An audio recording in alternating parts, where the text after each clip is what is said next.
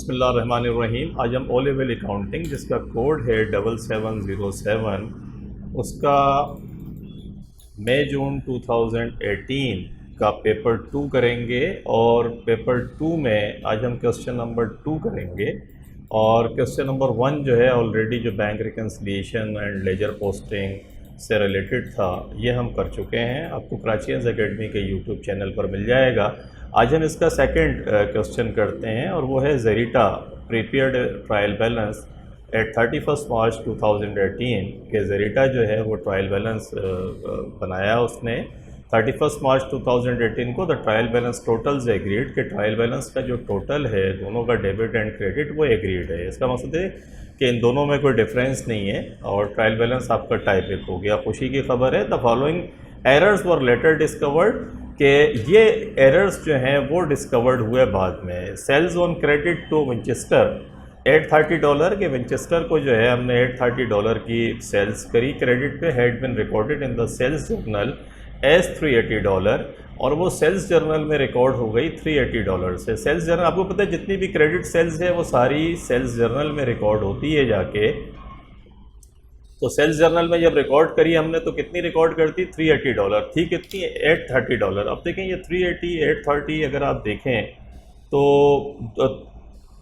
380 830 दोनों के अंदर है ऐसी एंट्री जिसके अंदर आपको जो नंबर्स हैं वो सेम हो लेकिन अमाउंट आगे पीछे उसकी अरेंजमेंट जो है वो चेंज हो जाए। इसको एरर ऑफ ट्रांसपोजिशन भी कहते हैं और एरर ऑफ ओरिजिनल एंट्री भी इसको कहते हैं। और इस किस्म के एरर्स आप क्या करेंगे, 830 माइनस 380 अगर आप इसको डिफरेंस करें और इसे 9 से डिवाइड करें, जो भी डिफरेंस इसका आता है, जैसे देखें ये 830 और ये 380, तो 830 में से आप माइनस कर दें 380 को तो कितना बचा 450।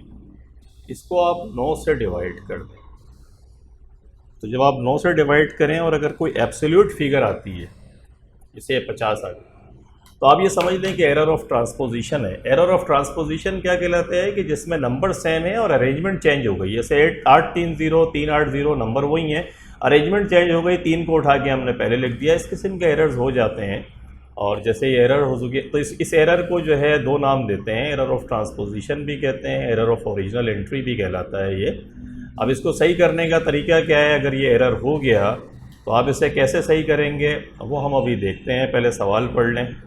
अगला कहता है कि या इसको यहाँ भी हम कर सकते हैं कि अगर आप देखें तो आपको एंट्री क्या पास करनी चाहिए थी, एंट्री पास करनी चाहिए थी अकाउंट रिसीवेबल डेबिट और सेल्स क्रेडिट। कितने से रिकॉर्ड करनी चाहिए थी आपको, 830 से। रिकॉर्ड कितने से हो गई, $380 से। देखिए क्या हुआ ये कि बेसिकली अमाउंट जो था वो आपका कितना डिफरेंस कितना आया, डिफरेंस 450 का डिफरेंस है। तो आप क्या करेंगे, अकाउंट रिसीवेबल 830 से डेबिट होना था, सेल्स को क्रेडिट होना था $830 से। ये $380 से सेल्स क्रेडिट हुई तो इसका मकसद है आपने कम रिकॉर्ड किया, अंडर कॉस्टिंग हो गई। अंडर कास्ट का मकसद क्या है कि आपने कम रिकॉर्ड करा। कितने से कम रिकॉर्ड करा, 450 से। तो एंट्री क्या पास कर दें, अकाउंट रिसीवेबल डेबिट और सेल्स क्रेडिट 450।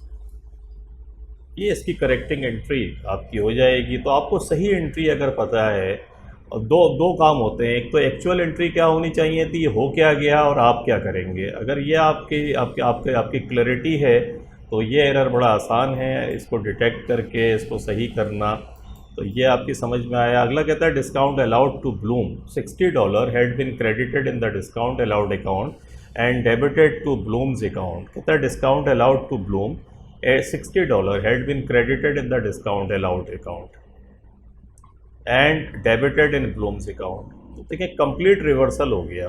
आपकी एंट्री, एक्चुअल एंट्री क्या पास होनी चाहिए थी, जब डिस्काउंट आपने अलाउ किया था ब्लूम को तो डिस्काउंट अलाउड को डेबिट करके अकाउंट रिसीवेबल क्रेडिट करना था 60 से। हो क्या गया, अकाउंट रिसीवेबल डेबिट हो गया और डिस्काउंट अलाउड क्रेडिट हो गया 60 से। व्हाट हैपेंड, सही कैसे करेंगे? देखें, अब तो अगर आप देखें इस सवाल को, तो जिसको कंप्लीट रिवर्सल कर दिया ना आपने, तो कंप्लीट रिवर्सल का मकसद ये है कि जब भी ऐसी कोई चीज़ हो तो एक एंट्री तो आप इसको सही करने के लिए, जो रिवर्सल एंट्री करी है इसको सही करने के लिए आप करेंगे। तो क्या करेंगे? डिस्काउंट अलाउड डेबिट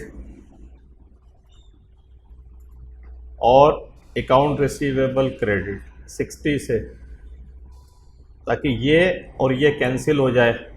लेकिन ये अभी रिकॉर्ड ही नहीं हुई है, जिसको होना चाहिए था, तो इसको रिकॉर्ड कर देंगे। डिस्काउंट अलाउड डेबिट और अकाउंट रिसीवेबल क्रेडिट 60 से, ताकि ये एंट्री जो रिकॉर्ड नहीं हुई ये रिकॉर्ड हो जाए और जो गलत हो गई है वो कैंसिल हो जाए। इसका एक आसान तरीका भी होता है, जब आप देख लें कि कंप्लीट रिवर्सल हुआ है जैसे इस सूरत में, तो इसको जब सही करने जाएं तो एक काम ये करें कि डबल अमाउंट से कर दें। देखें, वैसे भी आपने क्या करा, एक कैंसिल करने के लिए आपने करा है, एक आपने रिकॉर्ड करने के लिए करा है। तो देखिए, एंट्री तो सेम है ना, discount allowed debit account receivable credit, ये कैंसिल करने के काम आ गई, ये रिकॉर्ड करने के काम आ गए। तो 60 को अगर आप डेबिट करें, जमा करें, तो ये 120 बनता है। तो कंप्लीट रिवर्सल का एक आसान तरीका ये भी होता है, जब आप ये समझ लें कि कंप्लीट रिवर्सल है, तो आप डबल अमाउंट से सही एंट्री पास कर दें। डिस्काउंट अलाउड डेबिट और अकाउंट रिसीवेबल बिलूम का क्रेडिट कितने से? 120 से। ये 120 क्यों? क्योंकि $60 करेक्ट करने के लिए जो आपने मिस्टेक करी है, और $60 को सही एंट्री रिकॉर्ड करने के लिए। तो डबल अमाउंट से करते हैं, ये इसका आसान तरीका है कि कंप्लीट रिवर्सल जब भी होगा उसको सही करने के लिए आप डबल अमाउंट से एंट्री पास कर दें जो सही एंट्री है, तो आपकी ज़िंदगी का मसला हल हो जाएगा। वैसे इंडिविजुअल भी मैंने आपको समझाया, आसान इसका ये है। अगला कहते हैं computer expense $900 had been recorded in the computer account. Computer जो है वो एसेट है, एक्सपेंस जो है वो एक्सपेंस है, नेचर ही चेंज हो गई।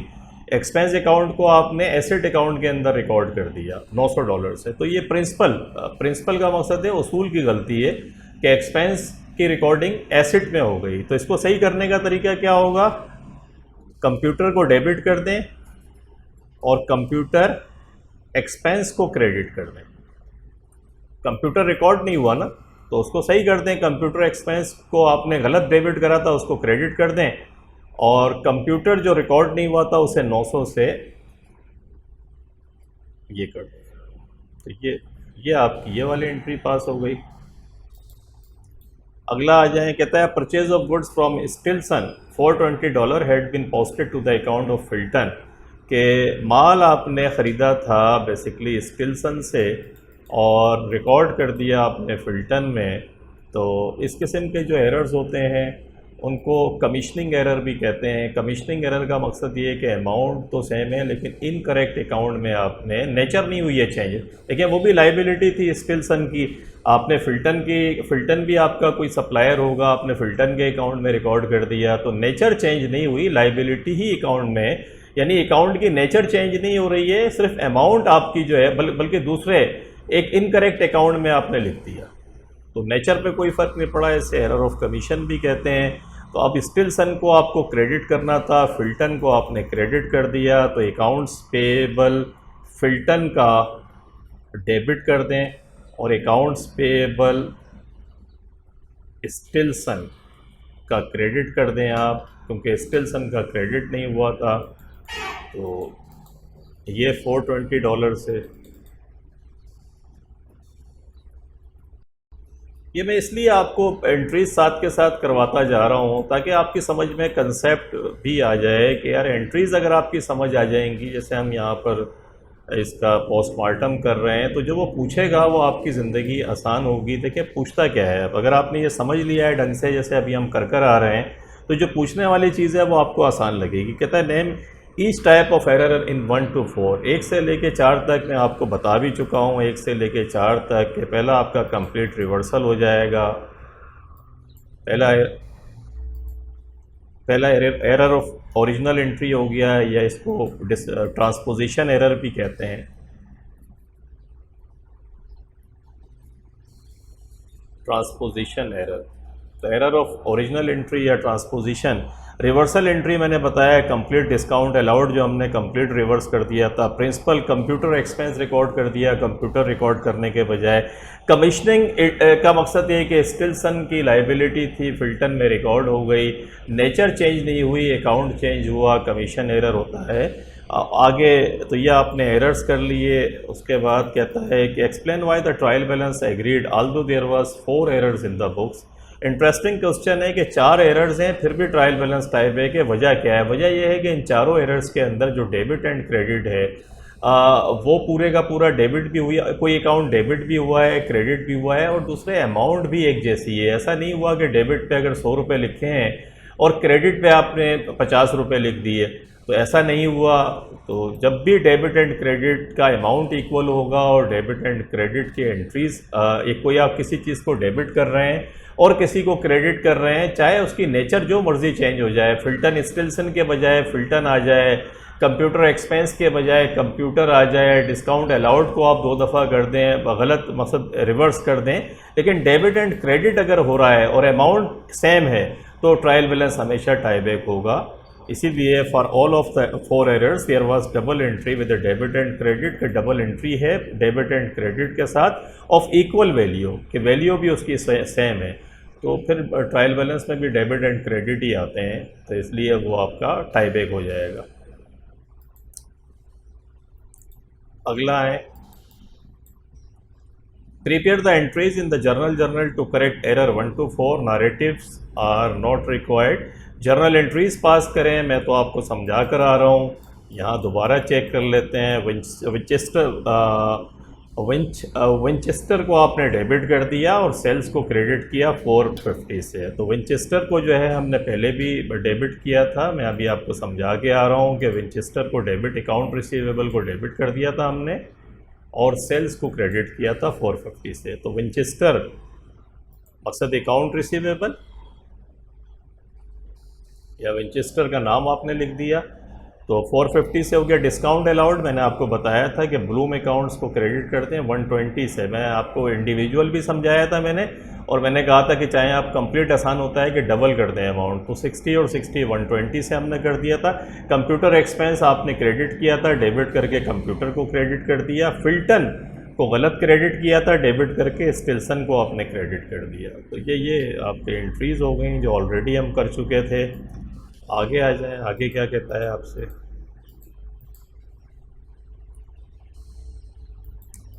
Before Zarita corrected the errors she had calculated a draft profit for the year 6800।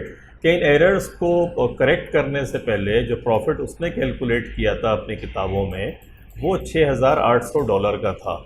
कहते हैं calculate the revise profit for the year. Revise profit आप कैलकुलेट करके बताएं। Statement of corrected profit for the year ended 31 मार्च 2018। कि statement of corrected profit के अगर ये errors जो आपने करे हैं अगर ये सही होते हैं तो अब प्रॉफिट क्या होगा। तो अगेन देखें, प्रॉफिट फॉर द ईयर इसने पहले जो कैलकुलेट किया है स्टेटमेंट ऑफ करेक्टेड प्रॉफिट बना रहे हैं, इसमें एक इंक्रीज़ का कॉलम है, एक डिक्रीज़ का कॉलम है। इनिशियल हमारे पास 6800 का था ये प्रॉफिट, इसको लिख लें। पहली एंट्री है sales on credit to Winchester $830 had been recorded in the sales journal as $380।